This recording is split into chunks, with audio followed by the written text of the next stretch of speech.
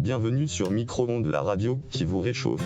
Tout comme les pizzas de Liberty Pizza que vous retrouverez demain au concert de Jamin à l'Aquarium.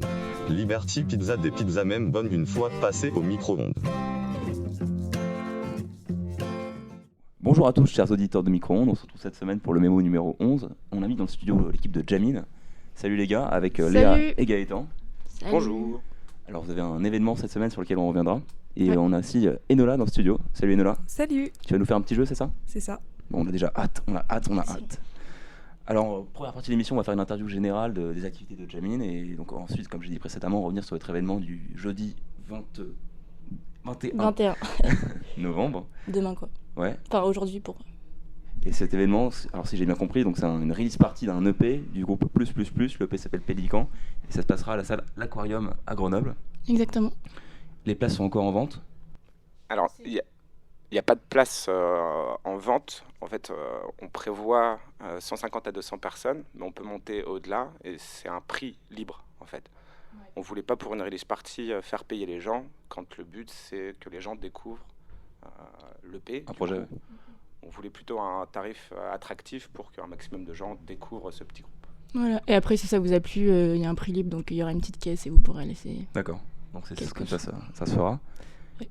Et donc ce groupe-là, c'est un groupe de la scène grenobloise. Comment vous les rencontrez ? Comment vous travaillez avec ? Ouais, alors du coup, c'est un groupe de l'INP qui a gagné le tremplin du Crous l'année dernière. Et en fait, c'est le Crous qui nous a contactés pour nous demander de réaliser avec eux leur release. Voilà, c'était un groupe qui cherchait non pas forcément une grosse structure pour monter leur release party et qui voulait se tourner vers des assos de musique. Et apparemment, il n'y a pas trop d'assauts de musique à l'INP ou au campus qui ont répondu présent. Et du coup, on a été un peu surpris de recevoir un mail directement du Crous. Normalement, ça, c'est un peu l'inverse qui se passe en général. C'est plutôt nous qui allons demander au Crous « Bonjour, est-ce que vous pourriez nous aider ?» Et cette fois-ci, on était tout étonnés de retrouver dans notre boîte mail « Bonjour, on vous fournit une salle, est-ce que vous pouvez organiser ce concert pour eux ?» Naturellement, on a dit oui. Et donc sur ce set, il y aura également nos groupes avec Ephrasis en première partie. C'est la même configuration, c'est aussi un groupe qui était... Non, alors lui, il a pas gagné le tremplin du Crous, mais c'est juste un rappeur grenoblois qui émerge et qui est très très cool. Franchement, allez écouter ses sons et allez vous abonner à sa chaîne parce qu'il est vraiment... Enfin, moi, personnellement, je kiffe. Et voilà. Oui, on va sûrement être amené à bosser avec lui sur un projet autre concert, plus tard dans l'année. Ouais. Et là-dessus, donc, la façon dont vous accompagnez les artistes, c'est surtout sur la phase live, ou au moins que vous bossiez en studio, vous prévoyez de faire des sorties physiques. Ça fonctionne comment, Jamin, sur ce niveau-là ? Alors, Jamin, comme certains le savent, on est relativement petit pour l'instant. C'est un pôle assez récent. Jusque-là, on accompagnait les artistes un petit peu... de façon sympathique. Non mais je sais pas comment dire autrement. C'est très familial quoi. C'est beaucoup de relationnel. En fait, c'est parce qu'on s'entend bien, parce que on aime bien ce qu'ils font, ils aiment bien notre travail, qu'on garde contact et qu'on se propose des choses. On aimerait bien faire en sorte que ce soit plus officiel. Et c'est pour ça que l'idée du label est apparue depuis l'année dernière, qu'on puisse vraiment les signer. Mettre un contrat sous tout ce relationnel. Pour l'instant, on est plus... on les garde sous le coude, ils nous gardent sous le coude, on s'écrit quand on a besoin de l'un ou de l'autre, mais c'est pas encore assez officiel à notre goût. Ouais, voilà ça. Au-delà de cet événement de demain, vous avez également d'autres événements dans l'année ? Ouais, tout à fait. Toutes les 3 semaines environ, on fait des jams sessions. Donc c'est souvent au tonneau, parfois un peu au d'enfer. Et dans l'année, on va essayer de développer d'autres parties avec d'autres bars pour diversifier un peu les lieux. Et à part les jams, qui est vraiment l'ADN de l'asso, on fait aussi des petits concerts. Aussi dans des bars, pareil au d'enfer. Il y aura donc un gros concert rap aussi et un autre concert rock au cours de l'année. On n'a pas encore les dates, mais c'est en préparation. Et à la fin de l'année, il y aura les pavéphonies. Donc ce sera en général, c'est vers mi-avril. Ça se fait en même temps que le festival Roots. Et c'est un petit festival open air qui a lieu sur le campus. Solidaire. Voilà, solidaire. Et est-ce que vous trouvez que les gens à GEM, il y a des bons musiciens déjà premièrement ? Est-ce qu'il y a des initiatives de groupes qui se lancent et auxquelles vous pouvez assister ? Alors oui, mais c'est un peu Parallax, c'était un petit peu... on reviendra sur ce qu'est Parallax. C'était un petit peu un alien à GEM, parce qu'il y a peu de groupes qui sortent de GEM historiquement. Il y a des petits groupes qui se forment pour faire des prestats au sein de la ZA, pour l'admin, pour d'autres assos, des collaborations avec la commu, Jamin, pour le TDA, tout ça. Roots, pour le TDA. Ouais. Mais il n'y a pas de projets musicaux entiers qui se forment, en tout cas avec des musiciens. Je sais qu'il y a des mixeurs, qu'il y a des rappeurs qui échangent, qui se font poser leur son. Mais il y a, en tout cas à ma connaissance, il n'y a pas de groupe. Ce qui est un peu dommage, surtout qu'il y en a beaucoup. Et il y en a beaucoup de très bons musiciens. Ouais. C'est vrai que je pense que il y a des musiciens assez talentueux, mais il n'y a pas... je pense que tout le monde est pris un peu par ses activités d'assaut. Peut-être que les gens qui sont à la commune, ils se voient pas faire un groupe avec les gens de Jamin. Enfin, je sais pas, mais... En fait, ils se voient pas aller au-delà de ça. C'est que, tu sais, on est à l'école pendant 2 ans, après une année de césure, après on revient 1 an. Parallax, par exemple, qui est un groupe où il y avait 2 gémiens, un mec de l'INP, un mec qui était gémien qui est parti, l'autre qui était encore à GEM, l'autre qui est sorti de l'INP, qui était diplômé. Leur gros point commun, c'est qu'ils étaient tous les 3 grenoblois. Et je pense que, à part si ça match tout de suite en début d'année, que hasard incroyable, tu trouves 3 potes pour monter un groupe, c'est très dur de voir au-delà de ça, alors que tu es déjà dans tes études dans une ville qui n'est pas la tienne. Ouais, de ouf. Mais après, je pense que les Gémiens, ils oublient que la salle de musique, elle est ouverte à tous. Faut juste s'inscrire sur le Doodle et respecter les horaires. Donc à partir de 18h, c'est OK. Et genre vraiment, les musiciens de GEM, n'hésitez pas à remplir le Doodle. Et même nous envoyer des messages si vous savez pas comment ça se passe ou que vous cherchez des gens avec qui jouer, il n'y a aucun souci et c'est grave cool. Et là-dessus, donc on est un peu au début de l'année. Et vous savez pas si parmi les nouvelles recrues, les nouveaux 1A, les nouveaux AP2A ou les nouveaux BIB, il y a des gens qui sont motivés pour faire des groupes. Vous n'avez pas trop eu de retour là-dessus? On a 2-3 personnes qui sont chauds pour qu'on leur fasse des prods musicales, mais ils ont déjà leur projet un peu perso à eux de leur côté. J'ai eu beaucoup de gens qui nous ont sollicité pour savoir s'ils pouvaient jouer tel instrument, savoir s'ils pouvaient faire ceci avec un copain. J'ai pas entendu quelqu'un me dire on aimerait bien monter un groupe. J'ai plus entendu tiens, il me faudra un studio d'enregistrement, tiens, est-ce que vous pourriez me poser tel son, mais c'est plus des projets perso que vraiment monter un groupe, à part la fanfare, mais qui est à destination de GEM. Ouais, d'accord, ça marche. Pour cette seconde partie d'interview, j'aimerais un peu qu'on parle de vous. Si c'est pas trop indiscret, on va parler de vous. Okay. C'est parti maintenant. Parler de votre rapport à la musique, comment vous êtes arrivé dans ce terrain-là, peut-être un premier concert qui vous a plu et qui vous a mis le déclic. Ouais. Moi perso, j'ai commencé la musique avec le piano quand j'étais petite. Après j'ai fait un peu de batterie. En fait, je pense que c'est la batterie qui m'a vraiment fait kiffer. Parce que j'ai commencé en Chine et du coup c'était une toute autre manière d'enseigner.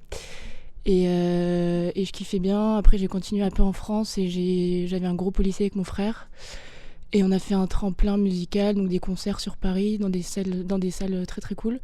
Et du coup, j'ai kiffé et voilà, c'était les belles années. Et voilà. D'accord. Et pour toi, Gaëtan ? C'est un peu similaire.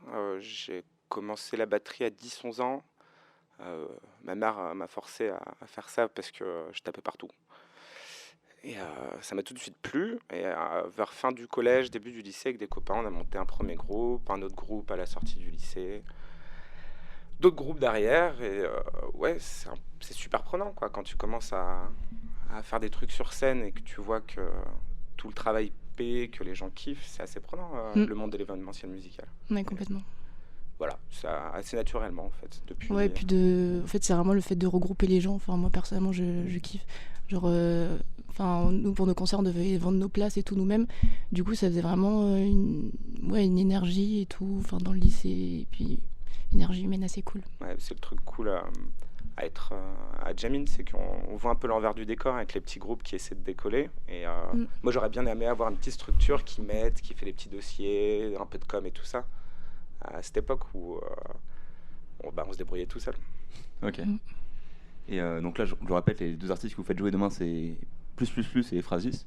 Mais au-delà de ces 2 artistes, il y a quoi dans les derniers coups de cœur musicaux qui vous a vraiment fait réagir, que ce soit une nouveauté ou ouais. un truc plus ancien ? Tu parles de la scène Les deux, la scène Grenobloise. actuelle ou en général dans l'actualité. Ok. Bah moi franchement pour le coup, je vais insister, mais vraiment Euphrasis, je le trouve vraiment très cool ce qu'il fait. J'adore ses sons. Donc vraiment allez écouter, abonnez-vous. Et venez le voir jeudi. Après, hors scène grenobloise, j'aime bien Mort, MOR. C'est un chanteur canadien, je crois. J'aime beaucoup son univers, ses clips et tout, c'est grave cool. Après, sinon, Black Pumas, Michael Kiwanuka, ouais. Ce genre de son, j'aime bien. D'accord. Ouais, on a été contacté par exemple par Jax pour faire une release party. C'est super cool ce qu'ils font. Ils tournent déjà beaucoup, mais c'est un groupe grenoblois. C'est assez dur de les capter parce qu'ils sont tout le temps en tournée, ils ont tout le temps des dates. Du coup, je vous les conseille vachement. C'est du bon petit rock. T'as bien pu les voir en live, c'est ça? Non, encore ils nous ont envoyé quelques enregistrements dont à la base on n'avait pas le droit d'écouter parce que c'est sur leur EP. Bah non, mais tu sais, c'est le métier. Non, mais c'est vrai. Ils sont en tournée là bientôt. Reste secret jusqu'à la sortie.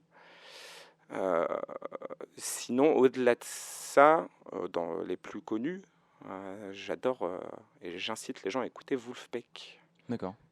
Que je trouve très intéressant musicalement, et ça regroupe beaucoup de genres.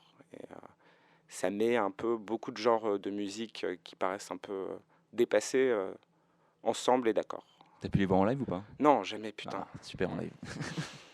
Je regrette, parce qu'en live, ils sont encore plus incroyables. Ouais. Ok, ça marche. Merci pour ces petits coups de cœur, on les partagera sur la page. Tu les as vus, toi, en live? Ouais. C'est comme ça, voilà. Micro-ondes, on a des exclusivités. Non, mais il a tout vu. Et on va passer au petit jeu d'Enola. Et bonjour. Alors, je vais proposer à nos deux invités un petit jeu de vrai-faux à partir d'anecdotes musicales. Le but sera de marquer le plus de points, si c'est possible. Ok. Aïe. Est-ce que Naël peut jouer avec nous? Non, il n'a pas le droit. Il est arbitre. Alors, le chanteur de Kiss aurait décapité une chauve-souris sur scène. Vrai ou faux? Ah, moi je sais qu'il y a une histoire avec des poussins sur scène. Chauve-souris, je sais pas. Ouais, c'est grave possible, ouais. Je dirais vrai. Ouais, vrai. Eh bien, faux. C'était Ozzy Osbourne. Ah, c'est la même. C'est pas tout à fait différent. Ok. Mon chat s'appelle Ozzy, en référence à Ozzy Il est Osbourne. fou son chat. Et il décapite C'est un grand malade. Des rats. D'accord. Des humains surtout. Tout est lié. Ensuite, Janis Joplin a éclaté une bouteille de whisky sur Jim Morrison parce qu'il l'a dragué. Là, c'est vraiment des anecdotes d'anecdotes. C'est comme ça que ça se passe ici. Ouais. Vas-y, vrai, on s'en fout. Bien. Vrai. Ok. C'était vrai. Jimi Hendrix a décidé de brûler sa guitare en plein concert et il a dû être conduit à l'hôpital pour ça. Alors, la partie où il a été conduit à l'hôpital, je sais pas. Il a bien brûlé sa guitare en live. C'est vrai. Alors, Prince a déjà peint ses parties en violet pour son concert à Atlanta en 1982. Ah, déjà quoi? Peint ses parties en violet. Peint, c'est parti. On va parler Ouais. Oh. C'est le violet de... Ouais. Bah, je dirais faux. Ouais, faux. C'est un peu chelou. Et c'est totalement faux. Marilyn Manson est le parrain de la fille de Johnny Depp. Ah ouais, ça je crois que c'est vrai. Ouais. Et c'est vrai, trop forte. Ils sont forts. Le batteur de Led Zeppelin, John Bonham, est mort à 32 ans dans un accident de voiture. Il est pas mort à 27 ans? Non. Il y a beaucoup de tension dans le studio. Non, mais... La frustration aussi. Oui, beaucoup de frustration parce que j'aime beaucoup ce garçon. Et... On attend une réponse. Ah, je dirais non, hein, mais peut-être je me trompe. Aucune idée, franchement, je connais pas trop Je dirais sa faux. vie. Et c'est faux. Il s'est étouffé dans son vomi après avoir bu 40 shots de vodka. Encore mieux. Encore mieux. À quel âge? C'est encore mieux. À quel âge? 32 ans. 32. Même Et pas ouais. l'âge magique. Ensuite, les Red Hot ont fait leur début dans des bars de striptease. Vu leur style, ça me paraîtrait pas déconnant. Je dirais vrai. Et oui, c'est vrai. Ensuite, alors à la mort de David Bowie en 2016, Mick Jagger a voulu lui rendre hommage en visionnant pendant plusieurs jours leur sextape. Faux. Faux. Même si les deux chanteurs étaient hyper proches, ils n'ont pas tourné de sextape, je crois. Et C'est pas trop la génération sextape. Effectivement. c'est vrai. Oh, on aurait pu. Je faisais pas trop Les l'amour débuts. avec 70, donc pas trop. Et dernière petite anecdote, notre a failli avoir une relation sexuelle avec la légende de la chanson française. Non. C'est pas vrai. Bah, elle est pas lilloise, elle. Ah, il y a grave moyen. ben. Ah, c'est sûr que vous étiez dans le même lycée, il y a eu des bails ou un truc comme ça. Ah, bah oui, elle était dans le lycée de ma C'est sœur. obligé. Mais non. Je dis oui, moi. Non, mais, Un gros oui. C'est la formulation de la question qui est intéressante. Si, mais en plus, il est de là-haut. Ouais, il est de là-haut. Ouais, Et de main, quoi. Donc, du coup, pour vous, c'est vrai? ouais de ouf. C'est vrai. Et ben c'est bon, ça Ah, part. putain. Pour nous, c'est faux. hein. Ah, c'est les on-dit. On dit, on raconte. Du coup, maintenant, est-ce que vous avez d'autres anecdotes à nous partager? Peut-être des anecdotes personnelles, drôles ou gênantes? Mais, c'est plutôt en concert. Une anecdote drôle. On en a déjà balancé pas mal au Waze à votre micro-trottoir. Ouais, je pense qu'on est assez embarrassés comme ça. D'accord, très bien. Je sais pas, Mais une des choses déconnantes que vous avez pu voir en concert, genre des mecs qui se jettent dans la foule et personne pour récupérer, des trucs comme ça. Ah oui, Hmm, oui, mais ça m'est arrivé. De te jeter ou de voir quelqu'un Mon te guitariste qui s'est jeté et qui est pas ressorti avant 2-3 Non. minutes en boitant. Ça, au niveau de la confiance, ça doit être terrible. Ouais, bah, je sais pas, peut-être que les codes sont différents en Allemagne. Mais on était en Allemagne en tournée, et il a sauté, et personne l'a rattrapé. Dur. Et ouais, il a bien boité pendant le reste de la tournée, par exemple. Je sais pas, ouais, sinon j'ai une autre anecdote. Allez faire des concerts si vous avez des petits groupes à l'étranger. Ils sont bien plus chauds, bien plus sympas que le public français.